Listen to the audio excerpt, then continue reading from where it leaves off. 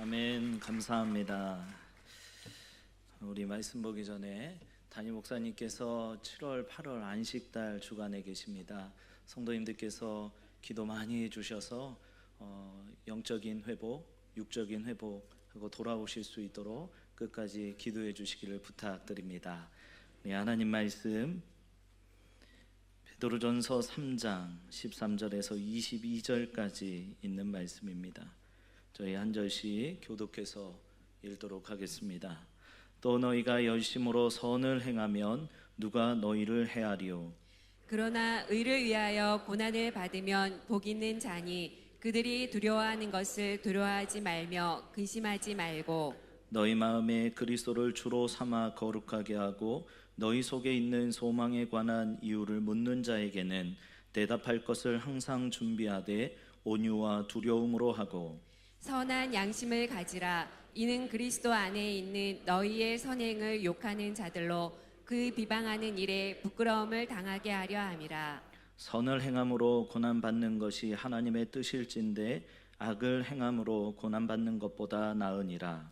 그리스도께서도 단번에 죄를 위하여 죽으사 의인으로서 불의한 자를 대신하셨으니 이는 우리 하느님 앞으로 인도하려 하심이라. 육체로는 죽임을 당하시고 영으로는 살리심을 받으셨으니 그가 또한 영으로 가서 옥에 있는 영들에게 선포하시니라. 그들은 전에 노아의 날 방주를 준비할 동안 하나님이 오래 참고 기다리실 때에 복종하지 아니하던 자들이라. 방주에서 물로 말미암아 구원을 얻은 자가 몇 명뿐이니 겨우 8명이라. 물은 예수 그리스도께서 부활하심으로 말미암아 이제 너희를 구원하는 편이 곧 세례라. 이는 육체의 더러운 것을 제하여 버림이 아니요 하나님을 향한 선한 양심의 강군이라. 그는 하늘에 오르사 하나님 우편에 계시니 천사들과 권세들과 능력들이 그에게 복종하느니라. 아멘. 오늘 말씀을 통해서 하나님의 은혜가 성도님들의 삶에 함께 하실 수 있기를 바랍니다. 우리가 성경 안에 신약 성경을 보면 총 27권으로 되어져 있습니다. 그 중에 21번째 책이 베드로 전서입니다. 신약을 대표하는 인물 하면은 사도 바울이 있고 두 번째로 사도 베드로가 있습니다. 베드로의 삶을 보면 복음서에 등장한 베드로와 성령을 받고 이후에 그가 사역을 감당하는 서신서의 베드로는 사뭇 다르게 나타나 있습니다. 복음서에 등장한 베드로는 혈기가 넘치고 의협심이 넘치는 자로 자신의 감정, 자신의 표현을 잘 드러내는 사람이었습니다. 때로는 미숙해 보여서 예수님으로부터 꾸중을 듣기도 하고 어떻게 해야 된다라고 그가 다시금 듣고 돌이키는 일들이 있었습니다. 근데 서신서에 등장하는 베드로는 좀 더 성숙하고 또 하나님이 주시는 사랑을 가지고서는 사도로 표현되어져 있습니다. 우리 사도행전 3장 3절에서 4절 말씀을 함께 봉독해 읽겠습니다. 시작. 그가 베드로와 요한이 성전에 들어가려 함을 보고 구걸하거늘 베드로가 요한과 더불어 주목하여 이르되 우리를 보라 하니 베드로가 요한과 함께 주목하여 무엇인가를 보고 있습니다.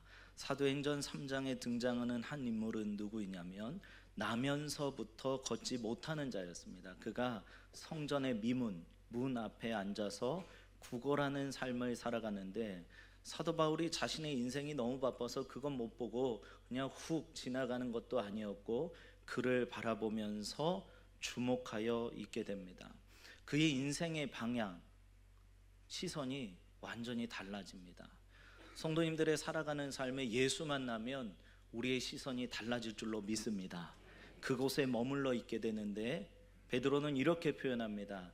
내가 줄 것은 은과 금이 없다. 하지만 나사렛 예수 그리스도의 이름으로 말할 것인데 너가 일어나서 정말로 걸었으면 좋겠고 나아갔으면 좋겠다라고 선포합니다. 그 베드로의 모습, 베드로가 그렇게 성숙된 모습을 통하여서 베드로 전서를 통해 위로와 격려의 말을 하게 됩니다. 성경 전체에 고난이라는 단어가 110번 정도 사용됩니다. 그 중에 베드로 전서에는 17번 정도 사용이 돼요. 그러니까 상당히 많은 수가 고난이라는 것으로 베드로 전서에 있습니다. 오늘 우리가 읽은 성경 안에서도 고난을 이야기하면서 어떻게 믿음을 이루어가야 될지 이야기해주고 있습니다. 우리 14절 말씀을 함께 봉독해 읽겠습니다. 14절 시작. 그러나 의를 위하여 고난을 받으면 복 있는 자니 그들이 두려워하는 것을 두려워하지 말며 근심하지 말고. 의를 위하여 고난을 받는다라고 되어져 있습니다. 여기에서 말하는 의는 복음입니다. 예수 그리스도를 이야기해주고 있어요. 우리가 담임 목사님의 말씀을 통하여서 지난번 팔복에 대한 말씀을 들었습니다. 마태복음 5장 10절 말씀에 이렇게 되어져 있습니다. 의를 위하여 박해를 받는 자는 복이 있나니 천국이 그들의 것이미요. 의를 위하여, 복음을 위하여, 예수 그리스도를 위하여 서는 그 모든 시간들이 복이 있다라고 말합니다. 이곳에서 말하는 복은 세상이 주는 복, 세상이 말하는 만족감이 아니라 바로 팔복을 이야기해주고 있습니다. 마음이 가난한 자에게는 복이 있나니, 애통하는 자에게는 복이 있나니, 긍휼히 여기는 자에게는 복이 있나니 말씀하신 것처럼 가난과 슬픔과 아픔을 겪고 있는 그들에게 복이 임한다라고 말씀해주고 있습니다. 그러니 우리가 14절 말씀을 다시 읽으면 예수 그리스도를 위하여 고난받으면 우리에게 팔복의 은혜가 있는데 그것은 바로 천국의 소망이다라고 말해주고 있습니다. 가난과 애통과 슬픔이 있는 그곳에 주님께서는 모든 방향을 천국을 향해 두게 하십니다. 우리가 바라봐야 될 방향, 정말 주님이 주신 뜻을 가지고 나아가야 될 곳은 하나님 나라인 줄로 믿습니다. 예전에는 나라의 개념이 어땠을까? 그럼 지금은 나라의 개념은 어떨까? 우리가 살아가고 있는 현대는 국경이라는 게 정해져 있습니다. 그래서 거기까지가 우리의 나라입니다. 그런데 이전 사도 베드로가 살았던 이 시대의 국경은 선으로 그어져 있던 것이 아니라 그 사람의 영향력이 미쳐 있는 그곳까지가 국경이었습니다. 그러니까 예수 그리스도의 복음이 전해지고 하나님의 사랑이 전해져서 그것을 믿는 모든 사람들이 그리스도인이고 그게 공동체임을 이야기해주고 있습니다. 성경은 우리로 하여금 언제나 하나님의 말씀 앞에 천국을 소망하는 삶, 예수 그리스도를 믿고 주님이 주신 뜻을 가지고 삶을 살아가는데 우리는 고난의 인물 한 사람을 구약에서 한 번 더 생각해 보면 좋을 것 같습니다. 바로 욥입니다. 욥은 고난이 있었어요. 재산, 자녀, 건강이 모두 다 빼앗겼습니다.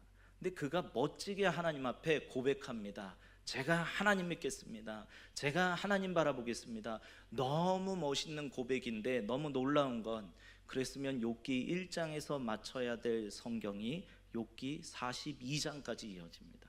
여기에서 우리는 깊이 생각해 봐야 됩니다. 예수 믿습니다. 하나님 바라봅니다. 내가 주님의 뜻에 순종하겠습니다라는 그 말이 신앙생활하는 척 고백하고 있는 욥의 모습처럼 우리의 모습도 거기에 머물러 있지 않은가. 성경은 우리로 하여금 거기서 더 나아가라고 말합니다. 우리가 신앙생활을 열심히 하고 예수 그리스도를 온전히 믿는 이유는 다른 것이 아니라 바로 주님이 나의 삶의 주인이시고 주님이 나의 삶을 통해 역사하시는 주관자이심을 믿기 때문에 그렇죠. 성경은 우리에게 욥이라는 그 인물이 도덕적이고 윤리적인 것에서 멈춰섬을 이야기해 줍니다. 그가 자신이 열심히 했던 거예요. 열심을 다해서 예배드렸던 이유 복 받으려고. 원인과 결과가 있는 신앙이었습니다. 내가 열심히 하면 복 받을 수 있다. 내가 열심히 하면 무엇인가 주어질 수 있다. 이 말이 틀린 것이 아닙니다. 이 신앙과 이 믿음 안에서 성경은 한 발짝 더 나아가라고 표현되어집니다. 우리 15절 말씀을 함께 봉독해 읽겠습니다. 15절 시작. 너희 마음에 그리스도를 주로 삼아 거룩하게 하고 너희 속에 있는 소망에 관한 이유를 묻는 자에게는 대답할 것을 항상 준비하되 온유와 두려움으로 하고. 그 고난과 아픔과 힘듦이 왔을 때 우리의 마음에 그리스도를 주로 삼는 것이 있어야 되고 우리 속에 소망에 관하여 묻는 자들을, 그러니까 우리가 하나님을 믿고 따라가고 있는데 누군가가 찾아와서 왜 예수 믿으세요? 왜 주님과 함께 하고 계세요? 라고 그렇게 누군가가 물어볼 때 우리는 항상 준비되어 있어서 온유와 두려움으로 하라라고 말하고 있습니다. 여기에서 말하는 온유는 어떤 것이냐면, 우리가 고열이 나요. 열이 많이 납니다. 그때 약을 하나 먹고 그 열이 잡히는 걸 온유라고 표현되어집니다. 두 번째 의미가 있는데, 야생마가 있습니다. 전혀 다뤄지지 않은 거친 그 말을 길들이는 것을 온유라고 표현해요. 우리의 신앙생활이, 우리의 삶이 그러지 않았나 우리는 돌아볼 필요가 있습니다. 내 마음대로, 내 뜻대로, 삐죽삐죽 튀어나온 대로 우리는 마음대로 했습니다. 교회에서 우리 함께 합시다. 아니요, 저는 이게 맞는 것 같습니다. 제가 보기에는 이게 정답인 것 같아요. 내 마음대로 했던 그 모든 것들이 예수님이 말씀하시는 것 앞에서 깎이며 우리가 주님의 말씀하시면, 주님이 뜻하시면 아멘, 제가 주님 그렇게 하겠습니다, 제가 따르겠습니다, 기도하겠습니다, 전도하겠습니다, 예배하겠습니다라는 그 신앙의 고백이 나오는 상태를 말하고 있습니다. 또한 온유와 두려움이라는 단어로 표현되어집니다. 오늘 읽은 성경 안에, 베드로전서 안에는 고난이라는 단어와 함께 등장하는 게 무엇이냐면 두려움입니다. 우리가 세상 살아가면서 두려울 때 참 많습니다. 고통스럽고 힘들고 어려울 때 참 많습니다. 그런데 두려움은 내가 지금 당장 돈이 없는 것이 힘든 게 아니라, 이번 달 카드값을 막기 위해서 그것 하나로 인하여 힘들어하는 그것이 두려움이 아니라, 이게 언제 끝날지 모른다는 거예요. 나의 경제적인 어려움, 나의 삶의 어려움이 언제 끝날지 몰라서 두려워하고, 그 어두운 가운데에 내가 이제 더 이상 어디 갈지 몰라 하는 그 상태. 근데 그때에 성경은 두려워함으로 준비하라고 표현하며, 성경이 말하는 두려움은 경외함으로 우리가 함께 이해할 수 있습니다. 그 경외는 하나님을 경배하여 높이는 것이며, 동시에 주님을 두려워하는 마음으로 바라봐 주님이 해결해 주시고, 주님이 함께 해주시고, 주님이 이끌어 주시는 마음을 가지는 것을 표현합니다. 성도님들은 누구를 바라보시겠습니까? 내가 가진 생각과 뜻, 원인과 결과를 바라보면, 내가 이만큼 열심히 했으니까, 내가 이렇게 했으니까, 목사님 저 예배 한 번도 빠진 적 없습니다, 새벽 예배도 드립니다, 제가 헌금도 많이 합니다, 제가 봉사하라고 하면 열심히 봉사합니다. 그런데 그것을 하고 났을 때 누군가 날 향해서 알아봐 주지 않으면, 칭찬해 주지 않으면 서운해하고 섭섭해할 때가 참 많습니다. 근데 주님께서는 그것이 나의 뜻이 아니라 의를 위하여 고난받는 것이 복이 있는데, 바로 주님 안에 거할 때 주님은 그것을 넘어서서 우리의 삶에 소망을 주시고 사랑을 주심으로 역사하고 계시는 주님으로 우리에게 말씀해 주고 계십니다. 오늘부터 성도님들의 바라보시는 그 모든 신앙의 삶이 열심도 있지만, 그 열심을 넘어 우리를 향해서 축복해 주시고 함께 하시는 주님으로 인하여 승리하실 수 있기를 바랍니다. 그러며 17절 말씀에 이렇게 표현합니다. 선을 행함으로 고난받는 것이 하나님의 뜻일진데 라고 합니다. 당연하게 여기에서도 또 얘기합니다. 아니 주님, 고난 당연한 걸로 얘기하지 마시고, 이거 뭔가 복도 받을 수 있고 뭔가 내가 더 많은 것들을 취할 수 있는 걸로 말씀하셔야지, 어떻게 선을 행함으로. 오늘 성경에서 표현되어진 선은 예수 그리스도를 믿는 겁니다. 아까 이야기했던 욥의 이야기로 다시 돌아가 보면, 욥이 열심을 다해서 하나님 예배했습니다. 그가 주님 앞에 섰습니다. 그가 신앙을 이루어가는 그 모든 삶의 고난이 찾아왔을 때 멋지게 고백했지만, 그는 거기서 멈추지 않고 새 친구와 수많은 대화들을 하며 그게 42장까지 이어집니다. 그때 주님께서는 말씀하시기를, 너는 지금 도덕법에서 머무르지 말고 너가 창조의 나에게로 나오길 원한다라고 말씀하세요. 원인이 있으니까, 열심히 했으니까 축복해 주시는 그 신앙에서 끝나지 말고 더 나아와 무에서 유를 창조하신 이유가 없어요. 주님이 말씀하셨더니 천지가 창조되어진 줄로 믿습니다. 여러분, 여기는 이유가 없잖아요. 주님 말씀하셨더니 됐어요. 주님 말씀하셨더니 이루어졌어요. 그 하나님 앞에 나아가서 이제는 이유 따지지 말고 주님이 말씀하시면 분명한 하나님의 뜻이 있음을 믿고 주님 앞에 엎드려 하나님 앞에 온전히 서라고 주님이 말씀하십니다. 그럼 이 당시의 그리스도인들은 어떠한 고난과 아픔 가운데 있었을까? 베드로가 편지를 쓸 때에 그가 성숙한 마음으로 위로와 격려의 메시지를 한 대상은 소아시아 지역, 지금의 터키 지역에 있는 그리스도인들을 향해서 말할 때 나그네라고 표현되어졌고, 그들 가운데 소아시아 지역, 터키의 남부 지역이 아니라 북부, 본도와 갑바도기아 지역이라고 하는 소외되어져 있는 그들을 향하여 편지를 쓰며 예수 그리스도 안에 거하라고 말합니다. 이때는 로마 시대에 네로 황제의 박해가 있던 때입니다. 많은 사람들이 잡혀 죽었고, 불탔고, 칼에 찔려 죽었고, 창에 찔려 죽었고, 사자밥이 되어 죽던 그 시절, 베드로는 사랑의 마음을 가지고, 이전에는 본인이 혈기 넘치고 의욕 넘쳤던 그의 삶이 아니라 그는 위로와 사랑의 메시지를 가지고 나아가서 지금 그리스도인들을 위로하고 있습니다. 우리 고난받고 있는데 이거 다 하나님께서 하나님의 뜻으로 다 보고 계셔.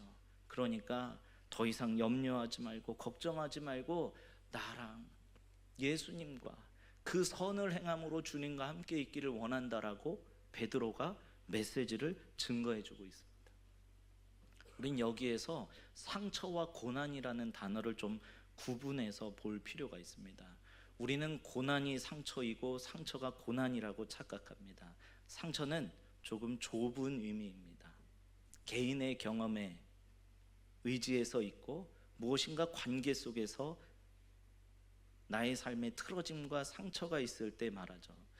제가 어느 날 고향에 가서 이렇게 길을 걷고 있는데 뒤에서 보영아 하고 부르는 거예요. 떠난 지 오래돼서 잘 모를 텐데 뒤돌아봤더니 고등학교 동창이었어요. 만나서 그 친구가 반갑게 너 잘 지냈어 말하는데 저는 별로 반갑지 않더라고요. 왜냐하면 고등학교 때 말로 상처 준 게 생각이 나서 그랬어요. 나 이 친구 만나기 싫은데 하필이면 왜 만났을까? 근데 대화를 하던 속에 그 친구는 오히려 좋은 기억, 좋은 추억들만 가지고 이야기하는 모습을 보고 내가 잘못 생각했구나. 여러분, 상처는 잘 아물어야 됩니다. 그런데 교회 안에서 신앙생활하며 우리는 자꾸 상처를 끄집어냅니다. 막 뜯어냅니다. 그러면 더 아프고 덧나고 오히려 치료가 되지 않겠죠. 성도님들의 삶에 상처가 있다면 주님의 은혜로 잘 아물을 수 있기를 바랍니다. 또한 우리에게 있어서 고난이 있습니다. 고난은 넓은 의미예요. 이 고난은 내가 원하지 않았는데 겪게 되는 일들입니다. 이 당시의 그리스도인들이 네로의 박해 그 누구도 받고 싶어 하지 않았습니다. 그런데 그들에게 찾아온 겁니다. 우리에게 있는 경제적 어려움과 삶의 어려움, 내가 선택한 게 아닙니다. 불현듯 찾아왔어요. 그리고 그게 끝나지 않는 어두운 터널로 밀어 넣어놓고 나를 계속 캄캄하게 만들어 놓습니다. 그때 힘들고 어렵죠. 그 고난이 하나님의 뜻으로 생각하여 설 수 있는 것은 오직 선함을 소유하고 있을 때 가능합니다. 이곳에서 말하는 선은 예수 그리스도라고 말했습니다. 예수님이십니다. 예수님을 바라보고 우리가 전도하고 예배드리고 찬양하고 주님의 말씀 앞에 순종하는 그 모든 것이 우리의 선함이라면, 예수를 온전히 잘 믿고 살아가는 것이 우리의 선함이라면, 예수를 믿고 행함으로 고난받는 것이 하나님의 뜻일진데. 그리고 16절에 이렇게 표현되어집니다. 우리 16절 말씀 함께 봉독해 읽겠습니다. 시작. 선한 양심을 가지라. 이는 그리스도 안에 있는 너희의 선행을 욕하는 자들로 그 비방하는 일에 부끄러움을 당하게 하려 함이라. 선한 양심을 가지라. 예수 그리스도의 마음을 가져라.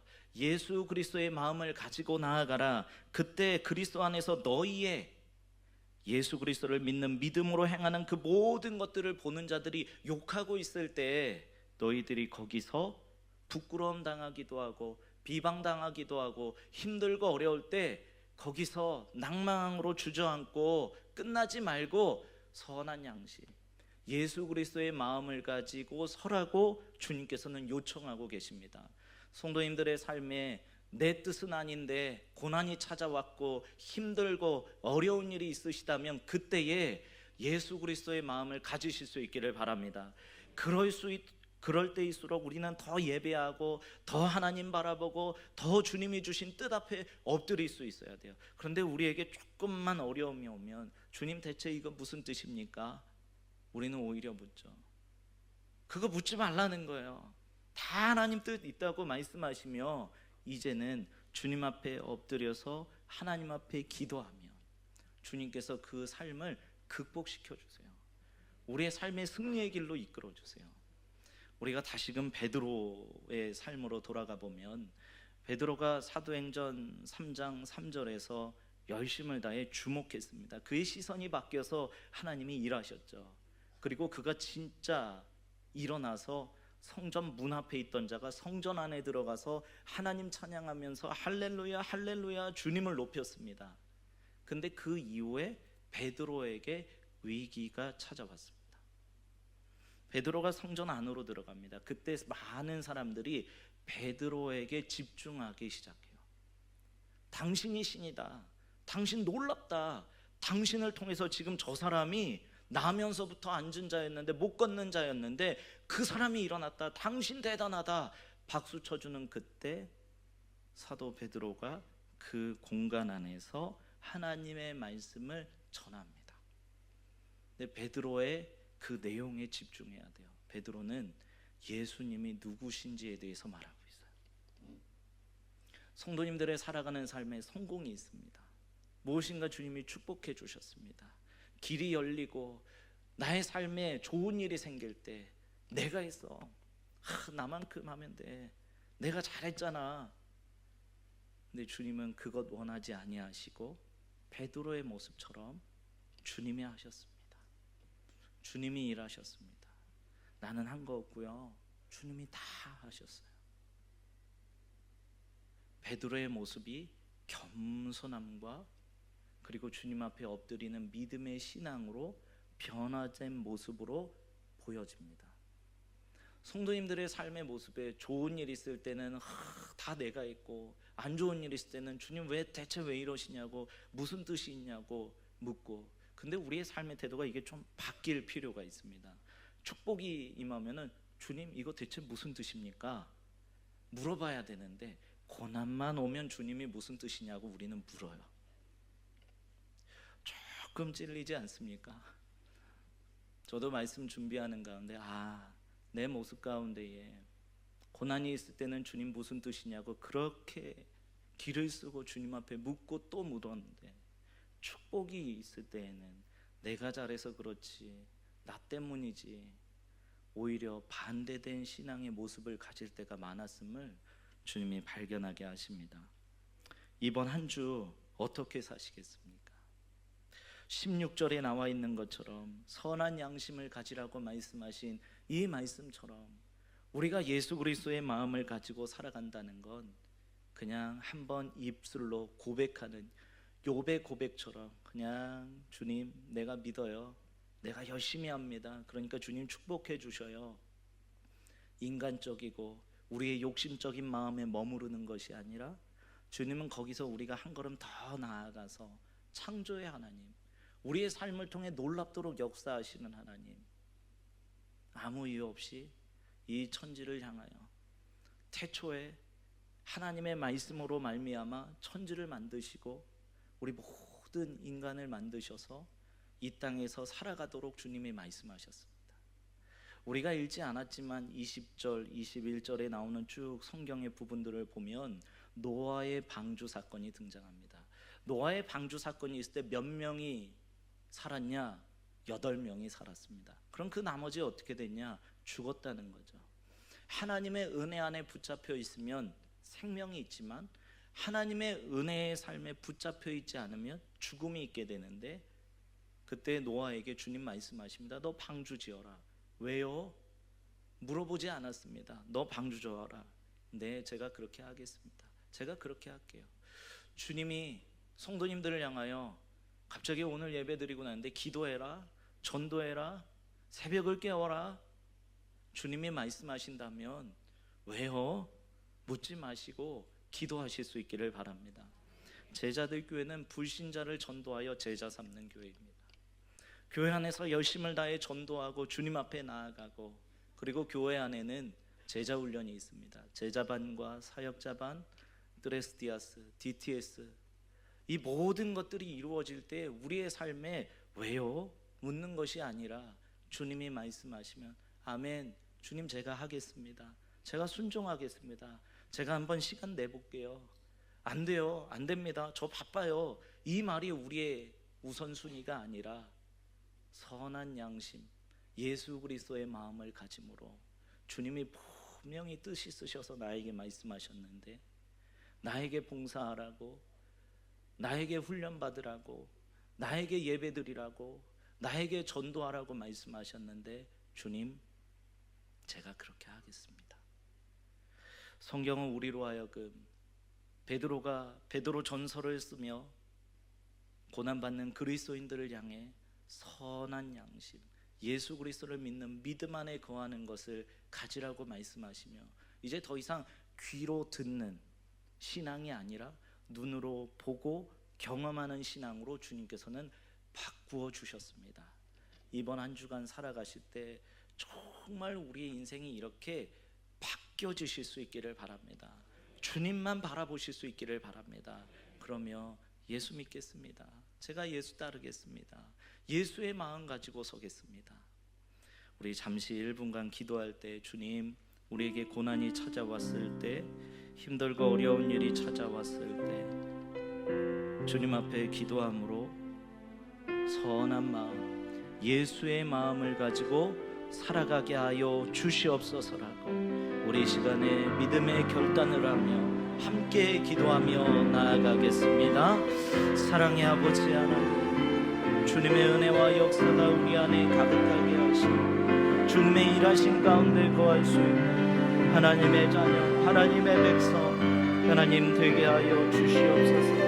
내 뜻이 아니라 하나님의 뜻으로, 나의 계획이 아니라 하나님의 뜻으로, 고난으로 인하여 힘들고 어려워 지칠 때 주님이 우리의 삶을 통해 역사하고 일하고 계심을 믿고 주 안에 거하는 신앙의 삶이 되게 하여 주시옵소서. 오늘도 주님을 믿는 믿음 안에 거하게 하시니 감사합니다. 하나님, 선한 양심, 예수 그리스도의 마음을 가지고 살아가게 하시고 예수 그리스도의 마음 가지고 서게 하여 주시고 오직 주님의 은혜 속에 거하여 설 수 있도록 하나님 붙잡아 주시옵소서. 귀로 듣고 끝나는 신앙이 아니라 눈으로 보고 경험하는 믿음의 삶이 되어질 수 있도록 주님 붙잡아 주시옵소서. 오늘 우리 그냥 두지 마시고 오직 주님의 은혜 속에 거하여 나아갈 수 있도록 하나님 붙잡아 주시고 인도하여 주시고 하나님 함께하여 주시옵소서. 사랑의 하나님, 우리의 삶에 고난이 찾아왔을 때 하나님의 뜻임을 깨닫고 예수 그리스도의 마음을 가지고 살아가는 성도의 삶이 되게 하여 주시옵소서. 우리를 통해 일하실 주님을 높이며 예수님의 이름으로 기도드립니다. 아멘.